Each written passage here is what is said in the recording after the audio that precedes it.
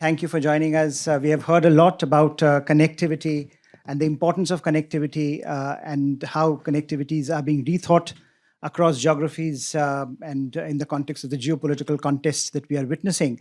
And this particular panel, we would be talking about some of the more, some of the pessimism that surrounds particularly IMEC at the moment, given the challenges that it is facing. Geopolitical challenges, regional stability challenges, insecurity challenges.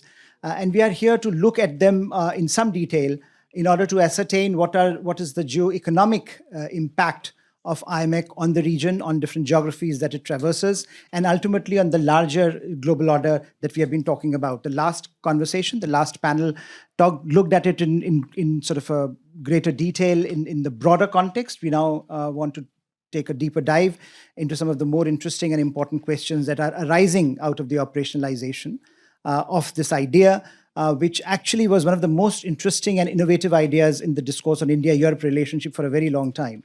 IMEC has galvanized the conversation around India-EU partnership. It has galvanized the conversations around how different geographies look at the geoeconomic potential that is emerging through a reordering of the global economic architecture, and some of the challenges, geopolitical and insecurity challenges embedded in it. We want to look at some of them, whatever time we have over the next 40-odd minutes in some detail. So I will start by looking at the optimism around IMEC. What makes businesses look at IMEC as a prospect to savor at this point, and how do you? And so I would start with Ludovic to give us a broader sense of how do you look at the economic opportunities that inhere in this partnership and in this wider project. Thank you very much. Good afternoon to you all. Indeed, a glimpse of optimism, because I think the IMEC. The way we look at it, it's really a way to connect dots. It's a connectors. And for the very first time here, we are a federating project along a corridor, which is going to speak about development, federating the effort of all those countries' strategic development roadmap around something which is aiming at development and not anymore as a world security flashpoint issue. What we do at CMA CGM, when we go into a country, it's not to look at the country from a shipping or logistic point of view and saying, okay, what is the market? How can we address the market? Under the leadership of our chairman and CEO, Monsieur Saadé, we try to develop for each country what we call a strategic roadmap. What is in for the country, what is in for us, and we try really to align our strategic roadmap with the priority of the country, and this is really acting as a catalyzer of growth. If we start, and I can bring you along the corridor, let's start with India, for example. We have not waited for IMEC to be in India. We've been there for many years. We started in 1989. In a traditional way, we've been developing, but what we've seen, when we align the shipping service, when you align a safe haven for your ships, developing port in that country, when you go deep inside the supply chain and eventually you are being able to offer something very stable to your customer in this very chaotic world, then you see the fruit of your development. 2 months ago, and Tanya mentioned it earlier, Prime Minister Modi came in and he shared again and repeated his shipping maritime vision 2047. And in our strategic roadmap, we have listed that as well. So we have port, but what we have said, because of IMEC, we believe we can press the gas faster. And we have signed an MOU for Vadavan terminal. Okay, that will be the gigantic terminal in the northwest of India, which will come on the top of what we have already with Mundra and Navasheva. From a shipping point of view, we are operating on those big long-haul routes.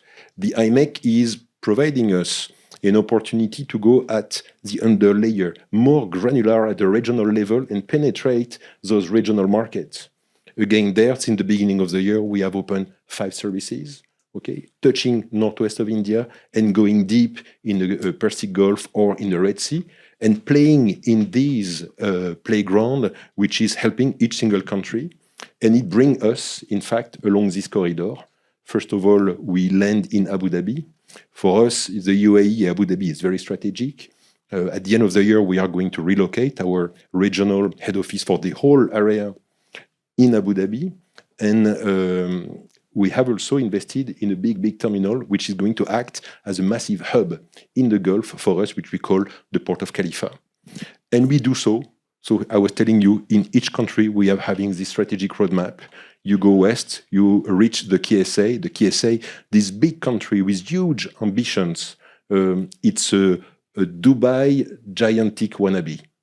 Okay, they have listed more than 100 billion of projects, and they walk the talk. When you go and meet with them over there, they ask you if you can run a service in order to connect a fresh new port. Maybe some of you heard about NEOM, CMS EGM, together with Folk, was the very first company operating this feeder in the Red Sea, linking their new port of NEOM. And we have, I was telling you, the logistics opportunity in the KSA, it's another scale. We have done a JV with a huge operator over there named Halmajoui, which is going to be a catalyzer and also a structuring partner for us to get a footprint which is solid, bringing us further west. You go to Egypt. Egypt, we have the same story. We operate the port of Alexandria. We are operating dry port, and you reach the Levant area. The Levant area used to be also mentioned as a flashpoint, and now, since few weeks, Lebanon is dear to us, you know very well. So in this country, we are deep-rooted, we are having a port, we are having logistics, and not only, it should be not as short as I'm describing it. And then you go to Syria, where we also own the port of Latakia. And you see, you follow me, India, and you see along this corridor, we are having a safe haven for either our ship or for our logistics asset to operate, and in fact, in fine, address each single block of our customer value chain. And when you reach the Mediterranean, when you question us, obviously, what should be the best getaway for the IMEC, obviously it should be Marseille. Alors, you're going to say, Ludovic, Marseille, because you work in Marseille, but not only. I'm not from Marseille originally. I have adopted this city a few years back. But when you look at it, when you live here, you see it is a city of connectivity, not only from intermodal, from shipping, but if you take the world of the tech, okay, Marseille is also the gateway for Europe of this big data and internet backbone, bridging Asia to Marseille. So this is really the place to be. So a very important point made by you about the importance of IMEC and how it perhaps brings different geographies together to think through the reimagining of this entire corridor. Manish, if I can come to you about if one looks at it from India, there has been a lot of enthusiasm about the project itself, and of course it was announced at India's G20 presidency in 2023.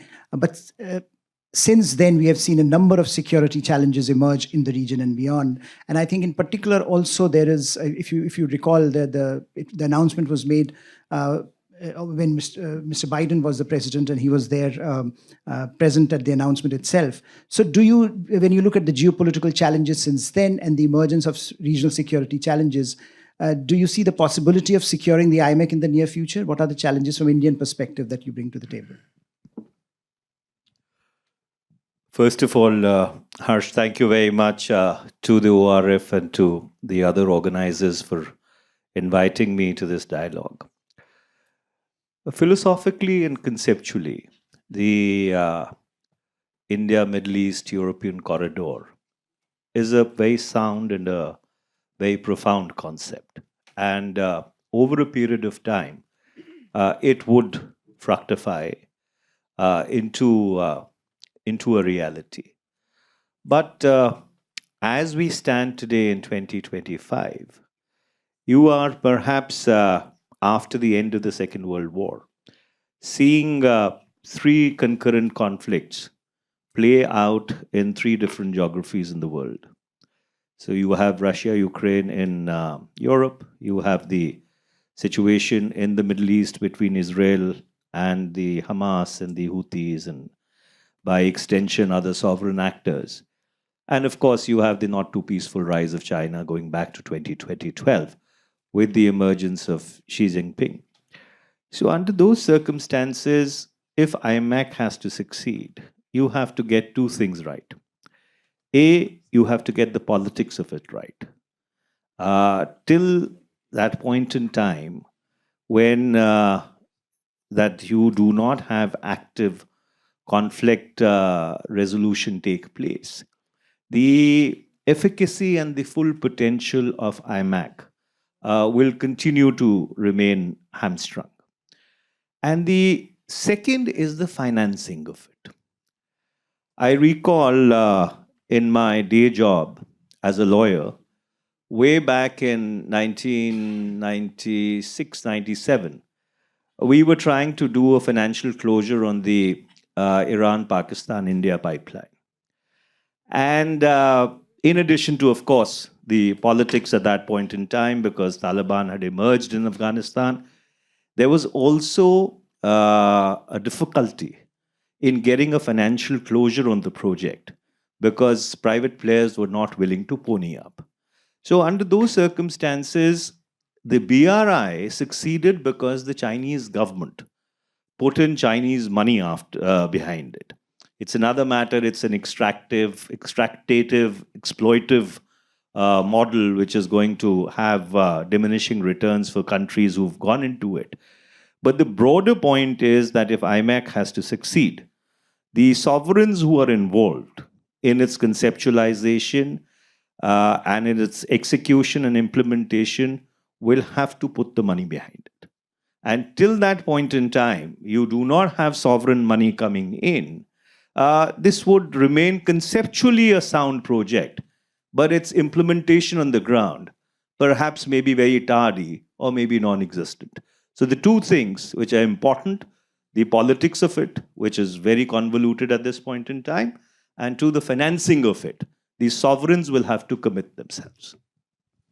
So, Francesco, now this is the same question from an Italian perspective. Are these two issues, both of geopolitics, both of regional politics, and the financing, worry you as well, looking at it from Italy?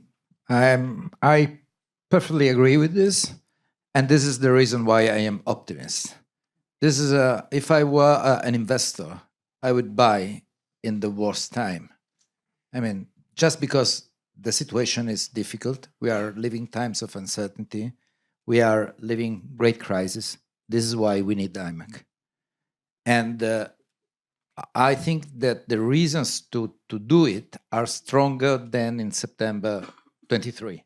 I was there in New Delhi at the moment of the launch. There was great enthusiasm, and that's why I'm continuing to follow this. And it's not by chance that after 1 month, there was the terrible attack of October 7. Let's remember it. And now we have to bet on peace, because this can be instrumental for peace in the triangle which is in the very center, let's say, Palestine, Israel, Jordan. It can be very important for our economies. It can be crucial for freedom of navigation. Let's remember the concept of freedom of navigation. 90% of trade is via maritime routes. So it means that what goes by land is just a small proportion. Air is almost nothing. So we live on the seas. We are Mediterraneans. You are from the Indian Ocean. Together, we are Indo-Mediterraneans. So let's remember now this concept, Indo-Mediterranean. This is a new vision we should affirm, like Shinzo Abe started with the concept of Indo-Pacific. At that time, it was not obvious. They used to speak about Asia-Pacific, not Indo-Pacific. But the leader of a great maritime nation understood that we have to underline the maritime connections, because those are the most important for our economies. And those connections go to the Mediterranean, which is a small sea. It's 0.8 of the water surfaces of the world, but has more than 20% of the trade in the world. And it's crucial because it's the connection, it's the link between the two great basins in the world, the Atlantic Ocean and the Indo-Pacific, which now is one thing. So the Mediterranean is important is even more important than Panama. And the reason why now the Arctic is becoming more and more important is the same one, because the Arctic will be the connection between the Pacific and the Atlantic. And we have to run before it will be stronger, this new route. And if this happens, it will be really an epochal problem, disaster for Mediterranean countries, but not only, also for India and the Gulf countries, for all those who are in the Indian Ocean. There could be advantages for the Far East. There will be certainly advantages for Russia and China. So let's work now with, this is the moment of the great opportunity for the Indo-Mediterranean, which is not a new concept, because if you look at an archaeological map of the Roman times, you find, of course, Roman coins everywhere in the Roman Empire and around, plus one country, and this is India. In India, you will find lots of Roman coins, because India, at that time, was the wealthiest region of the world, together with the center of the empire. So there was a lot of trade. So it's logical to develop this trade, which today is not only on merchandise, it's also very much energy, especially the Gulf, new energies, hydrogen. Let's think about South H2, which is going to go from Africa, all the Italian peninsula, and then Austria and Germany. And of course, data. And let's think about Blue Raman, the big project of Sparkle, together with Indian companies, Oman, Google. So transporting data from India to the Middle East and Europe is already arriving in Italy in several places, starting with Genoa. So Abla, you have heard two different kinds of assessments. Of course, one with regard to the potential that IMEC has and can transform the region. But we also heard in the last panel a lot of discussion about resilience, about alternative trade routes, about how we need to diversify and ensure that if there is a certain problem in a certain geography, then it should not impede the larger global trade flows. In that context, when you look at it from Egypt, which is so central to global trading networks, the whole Suez Canal network, what is your assessment looking at IMEC, and whether you think it should be seen as complementary to the Suez Canal, or do you look at it as more of a competitive framework, which perhaps can have disadvantages over the long term? Thank you very much. I'd like to first start by thanking ORF for inviting me to this, and also pay my condolences to the victims of the collapse in the morning.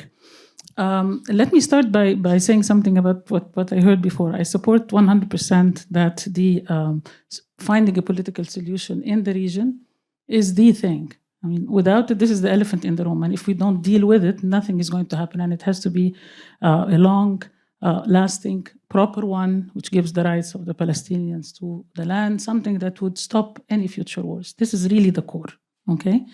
There is a paradoxical nature about IMEC. Its potential for businesses, for technology, for everything is super great, okay? But the paradox is that and it could improve the situation in the region. The paradox is that the region itself and the dynamics there and geopolitical situation is preventing it from being implemented. I'm also optimistic, like my colleague here, but for a different reason, for the opportunity that exists actually exactly with the India Mediterranean. And I think that the IMEC framework needs to be expanded to include Egypt. Egypt has a central location that cannot be ignored, not only because of the Suez Canal, which will always remain the core of the trade, okay, but also because through Egypt we can suggest something like IMEC Egypt, okay, which would be exactly the same route as the one that's currently with the IMEC. But instead of going from Europe, irrespective of the starting point, whether it is Marseille or Italy or Greece, rather than going through Haifa in Israel, go through Alexandria, which is a lovely port, very well very well prepared by him, so he already knows that. And then from Alexandria, go down the Red Sea to what's called Safaga port in Egypt. Our infrastructure has improved significantly in the last few years. As a matter of fact, Egypt is indebted because of all the investment that we did in infrastructure. So we have the proof financially and physically, and it's readily available. Okay, and then the crossing of the Red Sea can happen through what's called train ferries, which means it would be one thing. Without any multiple handling, all railways, okay, from the minute they start in Alexandria, and then the rest is exactly the same route as the one as IMEC. What are the advantages here? Okay, you are avoiding altogether the area of conflict, okay, including, of course, the Haifa port, but also including the Suez Canal, okay, because of all the issues in the Red Sea. You are not going through the canal itself. The crossing happens at a different point. The infrastructure is already there, so it is something that can be implemented, as a matter of fact, right away. We actually even have train ferries that can be used, so it's something that can take the IMEC as a concept to the implementation immediately, okay? And it does not compete or stop the other one, because as His Excellency, the Minister of Foreign Affairs, the Indian one, said in the morning, we need to explore all kinds of routes, because the objective is not to go for the IMEC as IMEC, but rather to connect the two continents, have supply chains properly functioning and secure, use technology, benefit the businesses, etc. So this is really the objective, and the objective is the welfare of the people, the benefit of the people, which is coming from also working good businesses. So there are many advantages for this to happen, and plus also giving India and all of Asia the access to Africa, which can only happen through Egypt. This is not happening with IMEC. So it's not an alternative route, but it is a first segment that can be implemented without disturbing anything else. And I think it's essential that we separate the political issues from the economic issues. We do have a big mess with the political issues. So there is a political garbage can that's taking place. We should not put the economic policy in it as well, okay? We need to be cost efficient, and we need to remember what is our main objective. It is never to replace the Suez Canal, okay? It's actually a complementary route, and I can talk about the differences later.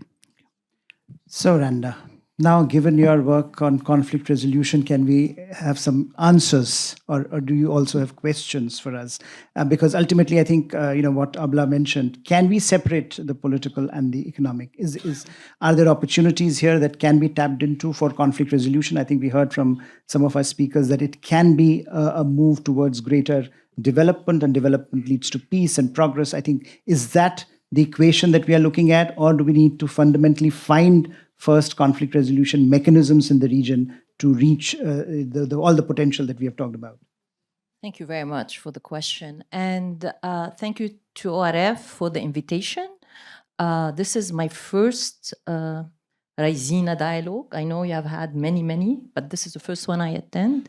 And it is very important to me that it is a Mediterranean dialogue, being Lebanese American, and that it is co-sponsored with CMA CGM, a Lebanese French company that all Lebanese are super proud of. So thank you very much for this. And before I answer your question, I also want to convey my condolences to our Indian colleagues for the loss of lives. It's really a tragedy, and my thoughts and prayers are with the families of the victims, but also with all of India. Thank you for the invitation again. So being the last to speak on this issue, I always happen to be always the last to speak on any issue because of my last name, S. Starting with S, I'm always the last on any panel. We were only trying to ask for some solutions. No. So I can say ditto, right? So in my work, I always like to involve business persons and military people, partly because of my belief that the two constituencies that know very clearly and personally the cost of conflict are the business people, because it's bad for business, and the military, because of the loss of lives. They understand that. And I think in that respect, I see a transport corridor, multimodal ship-to-rail system in a conflict-prone region as potential catalyzer for peace, creating an infrastructure for peace. And so in preparing for this session, I tried to look at the literature on that speaks to this issue. Can infrastructure projects lead to peace? And I looked at the stabilization literature, the peace building literature. And as all academic literature, you are going to have supporting evidence for either side of the argument. Yes, it can lead to peace, and no, it cannot lead necessarily to peace. But I think the takeaway from the peace building literature is that it has to be trade corridors, transport corridor, infrastructure projects have to be an integral components of any stabilization peace building project, whether it is at the national level or whether it's at the regional level, at the international level.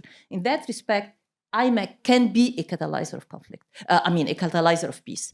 And at the same time, the literature gives a very strong warning about looking at these infrastructure projects as providing pragmatic alternative to what Manish and Abla talked about, engaging with the root causes of the conflict. Until you engage with the root causes of the conflict, there are going to be always threats and challenges to the sustainability of these infrastructure projects. And I would like to talk about two specific conflict systems in the region. I have to say that the region itself, the Levant, the Middle East, has been engulfed in a conflict system for a very, very long time. But I think the two principal challenges is what Abla said, which is the Israeli-Palestinian conflict, in terms of what's going on in Gaza and finding a resolution or a pathway to a resolution to it. But the second important conflict axis, which in my opinion is going to be governing the geopolitical dynamics of the region, is the Iranian-Israeli conflict axis. I think that's going to be so critical because of its proxy dimensions, because of its impact on so many bilateral, multilateral relation system. The second piece of literature I looked at is about trade and conflict. Can trade, because after all, IMEC is about intra-regional trade, inter-regional trade.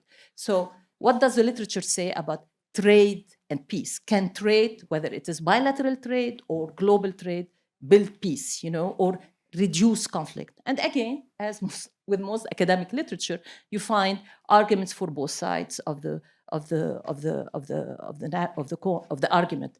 And so on one hand, yes, on one hand, the argument from a big study done in 2008 basically says no, global trade, bilateral trade does not necessarily reduce conflict because it reduces, because by not being dependent, especially in a bilateral setting, on a trade relationship, it reduces the opportunity cost of conflict. So in that respect, the empirical evidence shows that trade, especially bilateral trade, and global trade, do not necessarily contribute to reducing conflict. On the other hand, a big study, again, out of the Cato Institute in 2020, shows a clear impact of trade reducing conflict. However, the mediating factor in that relationship between trade or trade being able to reduce conflict is the adherence and the respect for a multilateral rules-based order, which is under threat right now, given all that's going on in the United States, what's going on, post-Gaza, during Gaza conflict. So that whole anchor of the relationship between trade and reduction of conflict is under threat. And as the international system shifts from unipolarity to wherever we are going, who knows what, then the question is then how can trade impact conflict? So I just want to add here to the two deterrents that or challenges that IMEC is facing. So it is the engagement with the root causes of the conflict. And there are, and the importance of building a constituency for IMEC in many of these countries in support of IMEC.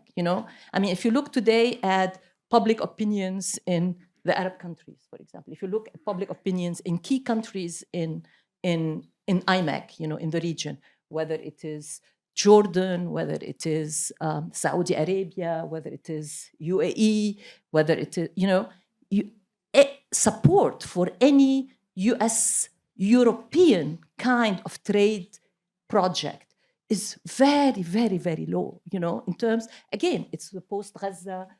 And so the importance of building public constituencies in support of IMEC, because increasingly countries in the region and leaders of countries in the region, especially countries that are important stakeholders of IMEC, are increasingly sensitive to public opinion.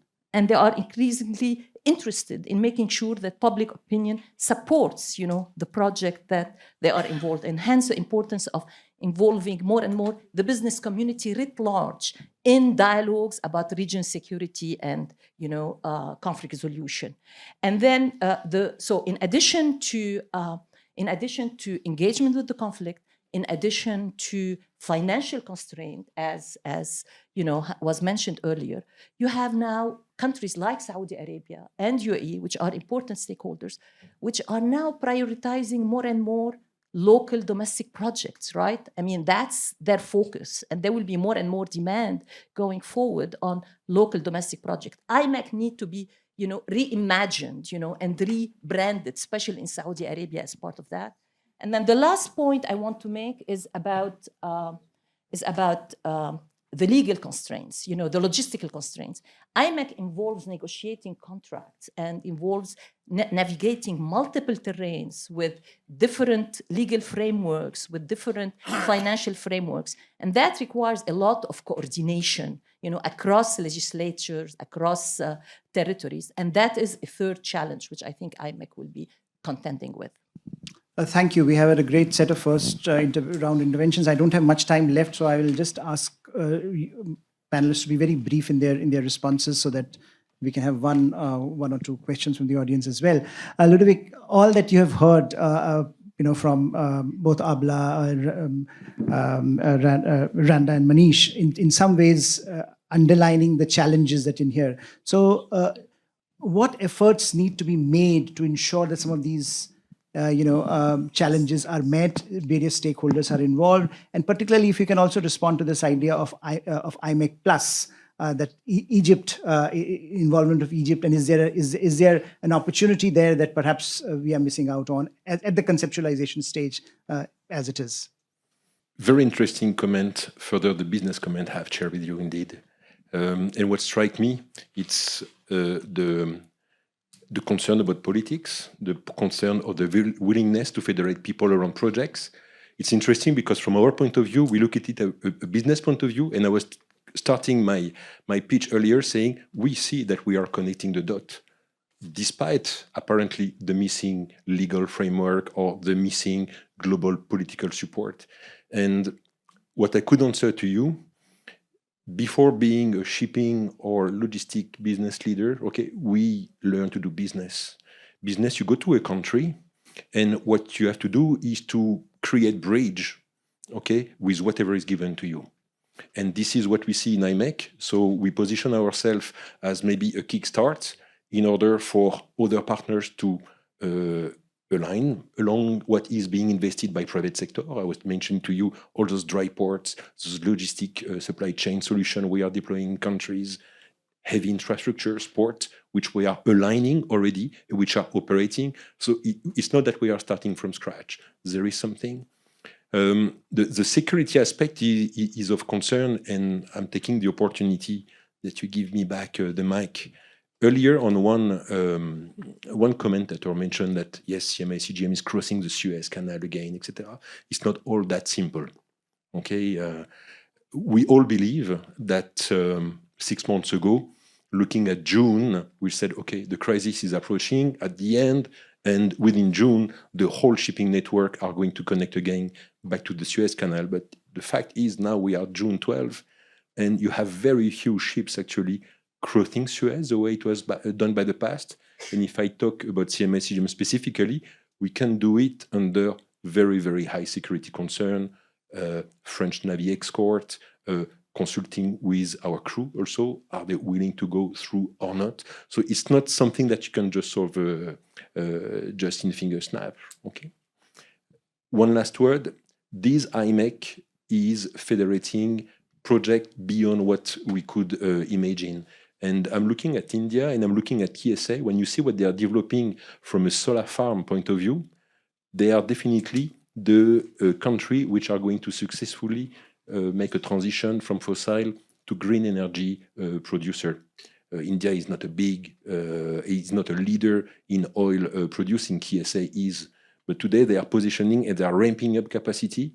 I think it's in Gujarat. You have one of the biggest farms in the world producing electricity. This one will enable India to produce green hydrogen. KSA are doing the same. And from a shipping point of view, this is where we are looking at the globe. You are still searching today where you can fuel biofuel or biohydrogen, etc., etc. Manish and Francesco, I'll just come to you with if you can, both of you highlighted in some ways the challenges. Is there a role for India and Europe there to play a leading role in perhaps framing some of these mechanisms that allow you to navigate these challenges? So we know the challenges.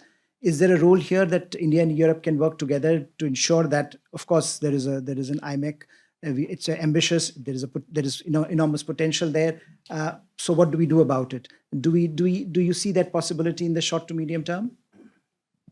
Look, first and foremost, does economics trump politics? Does trade lead to conflict mitigation, if not conflict resolution? I don't think that there is any substantive empirical evidence to really back it up. But having said that, it is not that IMEC should not be energized. As I was telling our colleague from Egypt, we were in Cairo only last week, and our interlocutors told us that because of the situation in the Red Sea and around the Straits of Bab el-Mandab, the transit through the Suez Canal is down to a historic low. So therefore, under those circumstances, there is a need to try and explore alternative connectivity routes.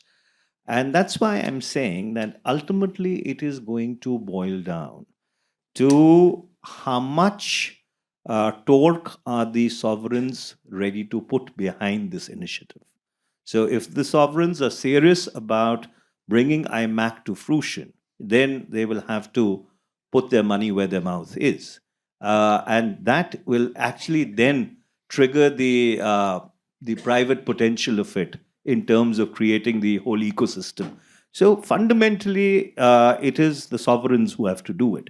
Just to respond to one thing which was said with regard to the need to build a constituency for the IMEC, especially in those geographies where there is an impact of the situation in Israel and Gaza. I conceptually do not disagree with that point of view. But the fact is that the United States has 18 military relationships across the greater Middle East, minus Israel, which is the 19th. In 6 of those countries, the United States has basing arrangements. You've not had the Middle East actually use its collective heft to try and bring about a modus vivendi to what is happening between Israel and the Hamas in Gaza and the larger conflict. So therefore, it's a region where at times decisions which are made by sovereigns are completely divorced from the sentiment on the street. And I'll stop at that. So Francesco, now your turn. Do you see Europe making an effort for regional security mechanisms and for overcoming some of these challenges that are there? Yes. Well, it's a twofold issue. I mean, it's security, like you said, and let's say framing an economic vision. And I'm rather optimistic on both.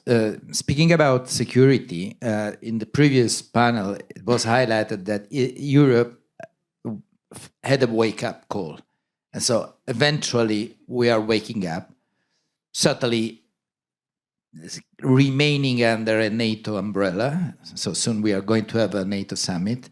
But we understand that we have to do our homework.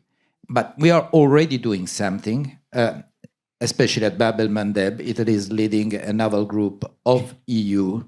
So we sent our ships there.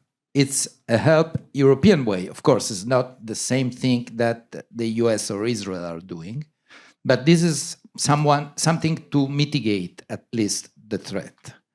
What is important is also to have something else. So IMEC, as now we go to the economic side, as let's say a way to differentiate. So today we know that we were too much dependent on security, on energy, on trade. So with Russia, with the US, with China, we must be more independent, but also, again, interdependent. And this is what we are doing with IMEC. And of course, IMEC, I think maybe the word corridor is not perfect. One should speak about network, because it should be not like a single way without exits, more inclusive. We are speaking about Suez. Suez will remain crucial, especially for, let's say, big transports with lower added value. Well, you don't need to rush, which is 90% maybe. And we have to have something more, redundancy. So the two words are differentiation and redundancy. And inclusiveness. So certainly Egypt, all the European countries, and of course, starting with the Mediterranean, Cyprus and Greece are crucial. But also let's look north. So of course, we have to act as Team Europe. So at the last mile, we can have alternatives. Like at the first mile, there are several ports in India, several ports in the Middle East. There will be several ports, maybe even in the Eastern Mediterranean. Haifa, yes, but maybe not only. Let's see what happens in Lebanon and Syria, for instance. And then several harbors in Europe. If you have to ship something to Paris, you don't go to Trieste. If you have to go to Bavaria or to Vienna, you don't go to Marseille or to Piraeus. If you have to go to Bulgaria, maybe Greece is more convenient.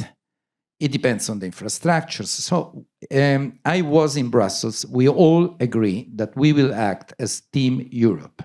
We have 90% of common interests. We can work together. The EU has a great experience in working with complex issues and has already a project which is a global gateway. So we can really think in a new way. And it's important also the US approach. In these terms, there is something which is maybe counterintuitive, which is continuity between Trump and Biden administration. Great surprise. But there are two aspects to consider. Somehow this is linked to the Abraham Accords, started under Trump 1, continued with maybe different levels with Biden, and now Trump 2.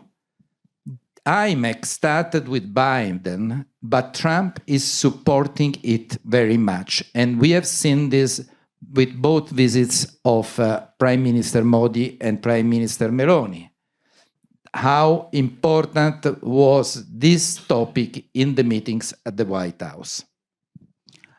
Abla and Rana, so the final comments on this. The whole debate has been about, in some ways, around this chicken and egg situation, development and then security and peace and prosperity versus security. Given the challenges that the global economic order is facing, given the need for resilience, we have heard it throughout the day today, why certain corridors, why certain geographies are looking for resilience, diversification, etc.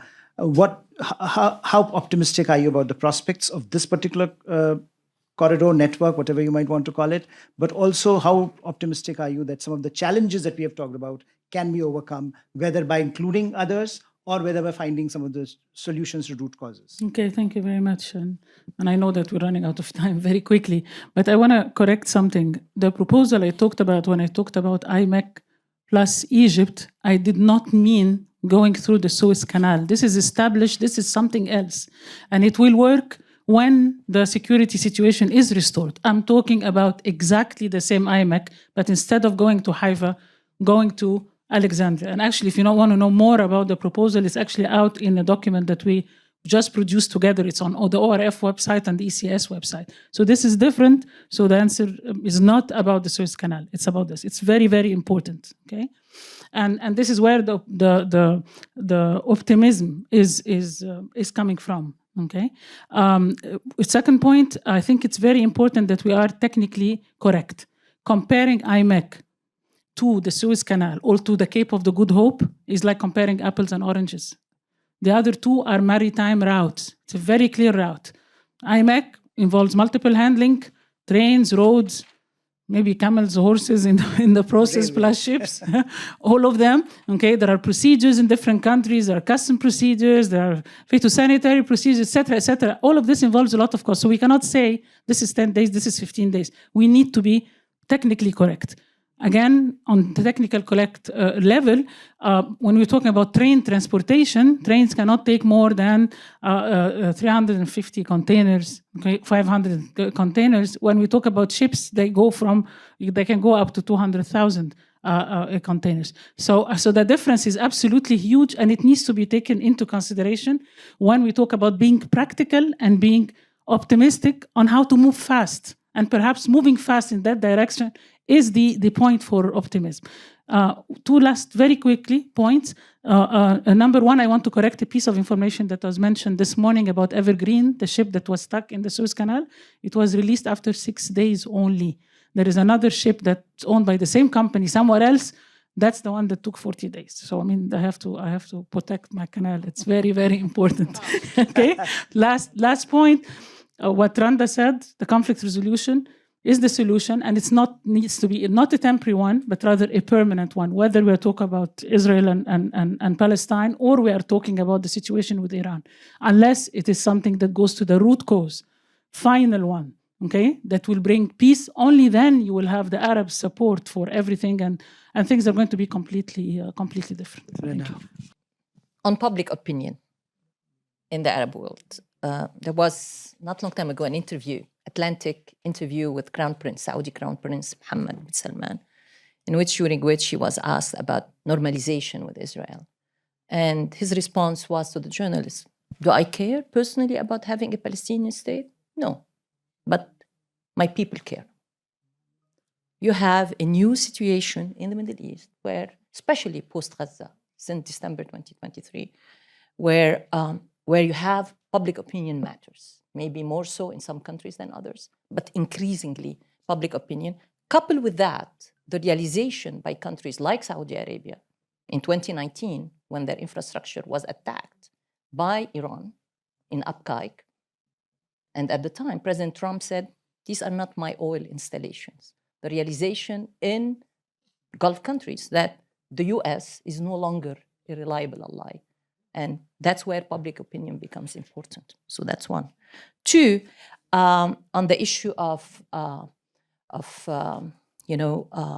infrastructure and the issue of, I lost my train of thought, and I'm trying to a very good go. time. No. I have to. Oh yes, on the issue of IMEC and the US and Europe. In fact, IMEC is one of the few large strategic projects where the Trump administration see eye to eye with Europe on. Very few, right? Because for Trump, especially the person himself, IMEC combine the two successful ingredients for a project he wants to lend name to. It's trade, it's competition against China, which brings us to the problem that this faces the Gulf countries, especially Saudi Arabia and UAE with. As long as IMEC is positioned as a counterpoint to the BRI at a time when countries in the region are basically engaging in hedging. They do not want to, side with the US against China in this global power competition. That is going to remain a problem for IMEC. Thank you for taking time, taking limited time and making a very valid point. To conclude this, we have seen We have heard all the panelists talk about the challenges and the opportunities. We started with the opportunities, and we ended up with a litany of challenges that perhaps are inherent in this project. But at the end of the day, as the title of the panel suggests, securing the IMEC is going to be most significant part of operationalizing this idea of IMEC, with all the challenges, with all the opportunities that it inheres. And I'm sorry I didn't have time for the audience questions, but please give a big round of applause to the panelists.